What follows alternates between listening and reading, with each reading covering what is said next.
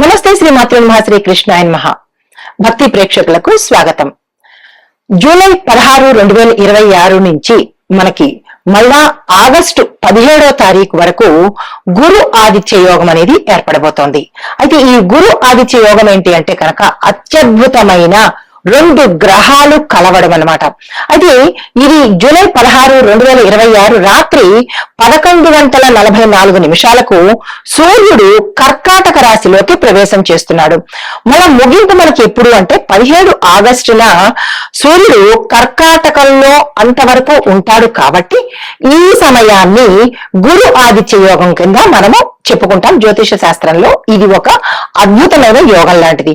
అయితే ఈ సమయంలో కర్కాటక రాశిలో ఉచ్చ స్థితిలో ఉన్నటువంటి గురుగ్రహము సూర్యుడితో సంయోగం చెందడం వల్ల విశేషమైన శక్తి, ప్రభావము, యోగాలు అన్ని కలిగేందుకు అవకాశాలు ఉంటాయి. అయితే మరి ఈ గురు ఆదిత్య యోగము చాలా అరుదైనటువంటిది, అద్భుతమైనటువంటిది, మహిమాన్వితమైనటువంటిది. సకల యోగాలు ఇక్కడి నుంచి మనకి ప్రారంభమవుతాయి. అయితే మరి ఈ గురు ఆదిత్య యోగం మనకి ఎలా ఉంటుంది అంటే దీని దేశ కాలమాన పరిస్థితులను బట్టి ఒక మనుషులకేనా కాదు, దేశంలో దేశానికి ఆర్థికంగాను, న్యాయపరంగాను, రాజకీయ, వ్యవసాయ, వ్యాపార, ఐటీ, విద్యా రంగాల మీద కూడా ఈ యొక్క ప్రభావము పడేందుకు అవకాశాలు ఉన్నాయి.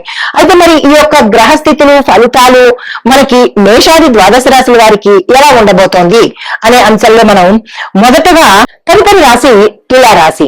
ఈ గురు ఆదిత్య యోగంలో తులారాశి వారి యొక్క గ్రహస్థితికి 10వ స్థానంలో ప్రభావం ఎక్కువగా చూపిస్తోంది. ఈ స్థానము ఉద్యోగము, వృత్తి, వ్యాపారము, పదవి, కీర్తి, సమాజంలో గుర్తింపు వీటికి సంబంధించిన స్థానం ఇది. అది ఈ సమయంలో గురువు వృత్తి జీవితంలో అభివృద్ధి ఇస్తాడు, మంచి మంచి అవకాశాలు ఇస్తాడు. మరి సూర్యుడు అధికారము, నాయకత్వము, ఉన్నతమైన పదవులు, ఉన్నతమైన స్థానము, రాజయోగాన్ని కూడా ఇచ్చేందుకు అవకాశాలు ఉన్నాయి. మరి ప్రధాన ఫలితాలు ఈ తులారాశి వారికి ఎలా ఉండబోతోందంటే మీ యొక్క వృత్తిలో అంటే మీ ప్రొఫెషన్ లో కీలకమైన అన్ఎక్స్పెక్టెడ్ మార్పులు వచ్చే అవకాశం కనబడుతోంది. పేరు ప్రతిష్టలు పెరగడంతో పాటు మీ బాధ్యతలు కూడా రెండింతలు పెరిగే అవకాశం ఎక్కువ ఉంది. మీ పనితీరుకు గుర్తింపు రావడంతో పాటు సమాజంలో మీ స్థానము సుస్థిరంగా ఉండేందుకు అవకాశాలు ఉన్నాయి. ఇక ఉద్యోగస్తులు చూసుకున్నట్టయితే మీ ఉద్యోగంలో గ్రోత్ తో పాటు ప్యాకేజీ పెరగడము, ధనపరంగాను పేరు పరంగాను కూడా మంచి పేరు ప్రఖ్యాతలు వస్తాయి. ప్రమోషన్ లేదా కొత్త బాధ్యతలు అంటే మీరు చేస్తున్న పని కాకుండా అదనంగా కూడా బాధ్యత వచ్చే అవకాశం కనబడుతోంది. తీసుకునే ప్రయత్నం చేసుకోండి. అధికారుల నుంచి మంచి ప్రశంసలు రావడంతో పాటు ఒక అనుకోని గిఫ్ట్ కూడా మీకు వచ్చే అవకాశం కనబడుతోంది. ప్రభుత్వ రంగంలో ఉన్న వారికి మంచి మంచి అవకాశాలు వస్తాయి. టెండర్లు వేసేందుకు ఇది అద్భుతమైన సమయము. మీ నాయకత్వ లక్షణాలు, సామర్థ్యము వెలుగులోకి వచ్చే అవకాశం కనబడుతోంది. అయితే మరి ఇక్కడ జాగ్రత్త ఎక్కడ ఉండాలి ఈ రాశిలో ఉండే వాళ్ళంటే మీ యొక్క సహోద్యోగులతో మాట్లాడేటప్పుడు జాగ్రత్తగా మాట్లాడండి. ఆచి తూచి మాట్లాడే ప్రయత్నం చేయండి. ఓవర్ కాన్ఫిడెన్స్ తో, ఎంథూజియాజం తో లేదా ఉత్సాహంతో ఏవి షేర్ చేసుకునే ప్రయత్నం చేయకండి ఈ గురు ఆదిత్య యోగం ఉన్నంత వరకు. అయితే మరి ప్రైవేట్ రంగంలో ఉన్న వాళ్ళకి, ఐటీ రంగంలో ఉన్న వాళ్ళకి ఎలా ఉంటుందంటే మీ సీనియర్స్ పొజిషన్స్ మీకు వస్తాయి. వాళ్ళు ప్రమోట్ అయ్యి వారి యొక్క స్థానము మీకు వచ్చే అవకాశం కనబడుతోంది. ప్రాజెక్ట్ లీడర్ అవకాశాలు కూడా మీకు వస్తాయి, అందుకునే ప్రయత్నం చేయాలి. విదేశీ కంపెనీల్లో పనిచేసే వారికి ఇది అద్భుతమైన సమయము. మీరు ఏ పని చేయాలన్నా అంటే మీ గ్రోత్ డెవలప్మెంట్ కోసం కావచ్చు లేదా పెట్టుబడుల కోసం కావచ్చు ఈ సమయాన్ని ఉపయోగించుకోండి. మీ నైపుణ్యాలకు సంబంధించినటువంటి గుర్తింపు వచ్చే అవకాశం ఉంది. వ్యాపారస్తులు చూసుకున్నట్టయితే కనుక మీ యొక్క వ్యాపారాన్ని విస్తరణ చేయడానికి కానీ లేదంటే వేరే బ్రాంచీలు పెట్టుకోవడానికి కానీ, కొత్తగా వ్యాపారాన్ని స్టార్ట్ చేయడానికి కానీ ఇలా ఏదైతే ఆలోచిస్తారో ఆ ఆలోచనలకు ఈ సమయము మంచి సమయము. చేసే ప్రయత్నం చేసుకోండి. కొత్త ఒప్పందాలు కానీ లేదా కొత్త భాగస్వామ్యాలు కానీ వచ్చేందుకు అవకాశం ఉంటుంది. యాక్సెప్ట్ చేసుకోండి. ప్రభుత్వ సంబంధించిన పనులు ఏదైనా ఆగిపోయి ఉంటే గత కాలంలో అవి ఇప్పుడు ముందుకు వెళ్లే అవకాశం కనబడుతుంది. దానికి సంబంధించినటువంటి ప్రయత్నాలు చేసుకోవాలి.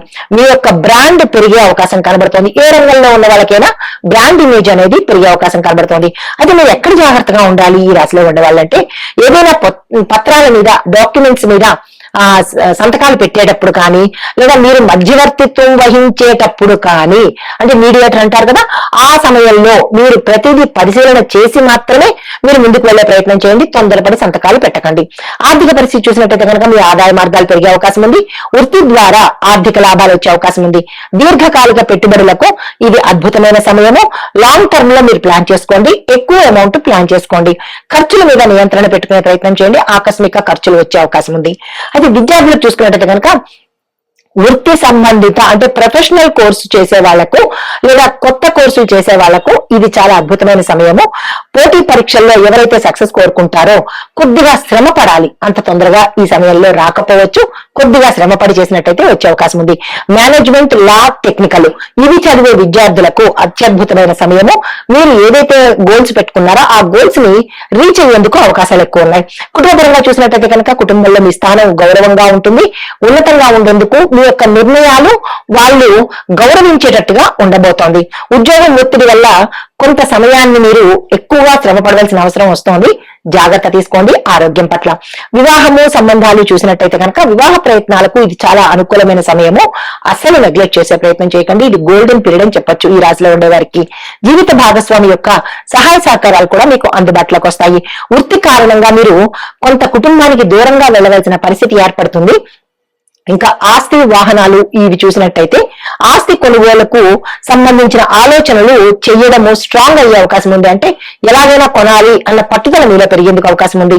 ఉద్యోగ అభివృద్ధి వల్ల అంటే మీకు జాబ్ లో వచ్చినటువంటి ప్యాకేజీ పెరగడం కానీ లేదా ఏరియర్స్ రావడం కానీ ఈ యొక్క అనుకూలత వల్ల మీరు తప్పనిసరిగా వాహనాలు కొనుక్కునేందుకు అవకాశాలు కనబడుతోంది. యోగం కూడా ఉంది. ఆ దిశగా ప్రయత్నం చేసుకోండి. పత్రాల విషయంలో మాత్రం చాలా జాగ్రత్తలు తీసుకోవాలి. తొందరపడి సంతకాలు పెట్టకండి. రైతులకు కొత్త పద్ధతులు పాటిస్తేనే మీకు లాభాలు వస్తాయి. లేదంటే గతంలో ఎలా ఉన్నారో ఇప్పుడు కూడా అలాగే ఉండే ప్రయత్నం ఉంటుంది. చాలా జాగ్రత్తలు తీసుకోవాలి రైతులు. మార్కెట్ పరిజ్ఞానాన్ని మీరు కొంత పెంచుకోవాలి. వ్యవసాయ అనుకూలతకు సంబంధించినటువంటి వ్యాపారాలు ఎవరైతే చేస్తున్నారో వాళ్ళకి ఎక్కువగా లాభాలు వచ్చే అవకాశం కనబడుతుంది. రాజకీయ రంగంలో చూసినట్టయితే కనుక మీ యొక్క పేరు ప్రతిష్టలు పెరిగేందుకు అవకాశం ఉంది. దాంతో పాటు ఉన్నత వ్యక్తులు, పెద్దల యొక్క పరిచయాలు ఏర్పడే అవకాశం కనబడుతోంది. పదవి లేదా బాధ్యతలు పెరిగేందుకు అవకాశంతో పాటుగా కొంతమందికి పదవి కోల్పోయే అవకాశం కూడా కనబడుతోంది. ఈ రాశిలో ఉండే వారికి నాయకులు కొద్దిగా జాగ్రత్తలు వహించుకోండి. కళారంగంలో ఉన్న వాళ్ళకి, యూట్యూబర్లకి, మీడియా రంగంలో ఉన్న వాళ్ళకి మీ యొక్క పనితీరుకు మంచి అవకాశాలు వస్తాయి. దీంతో పాటు మీ ప్రొఫెషనల్ ఇమేజ్ కూడా పెరిగేందుకు అవకాశం కనబడుతోంది. పెద్ద పెద్ద అవకాశాలు వస్తాయి. మీకు హెల్ప్ చేసే వాళ్ళు కూడా చాలా ఎక్కువ మంది వస్తారు. అయితే మీ కంటెంట్ మాత్రము నమ్మదగినటువంటిదిగా ఉన్నట్టయితే మంచి అవకాశాలు వస్తాయి. ఆ విషయంలో కొద్దిగా జాగ్రత్తలు తీసుకోండి. అయితే మీరు తీసుకోవాల్సిన జాగ్రత్తలు ఏంటంటే పదవి వచ్చినప్పుడు వినయం పాటించే ప్రయత్నం చేయండి. పని ఒత్తిడిని తగ్గించుకునే ప్రయత్నం చేసుకోండి. ఇతరుల అభిప్రాయాలను గౌరవించండి. పాటించాలి అనే నియమం లేదు, గౌరవించాలనే నియమం ఉంది. కాబట్టి ఈ అంశాలు కొద్దిగా దృష్టిలో పెట్టుకోండి.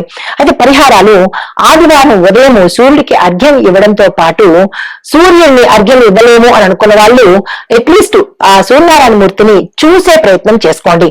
తర్వాత గురువారం రోజు పసుపు రంగు పువ్వులతో గురు పూజ చేయండి. గురు సంబంధిత ఆలయ దర్శనం చేసుకోండి.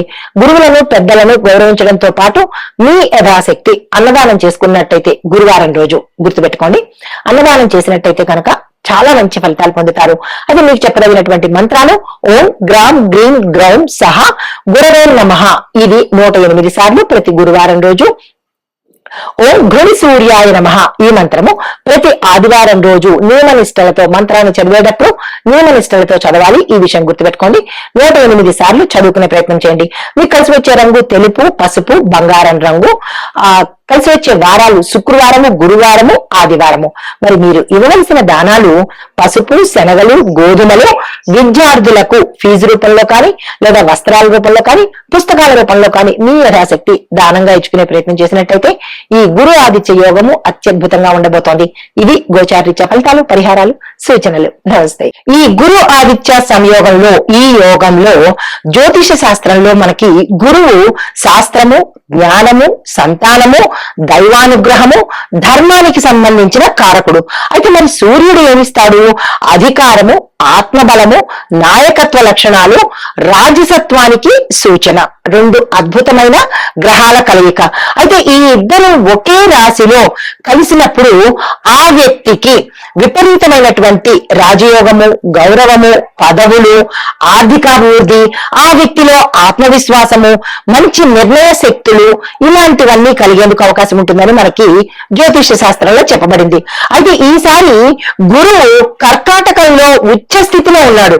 అది కూడా బలమైన స్థితిలో ఉండడం మూలంగా ఈ యోగం యొక్క ప్రభావము మరింత బలంగా ఉండేందుకు అవకాశాలు ఉన్నాయి. అయితే జ్యోతిష సంప్రదాయ ప్రకారము ఈ వ్యక్తిగతంగా ఎవరైతే జాతకుడు ఉంటాడో ఆ జాతకుడికి ఆ యొక్క దశ, భుక్తి, లగ్నము, ఇతర అంశాల మీద కూడా వీటి యొక్క ప్రభావం అనేది కనబడుతూ ఉంటుంది.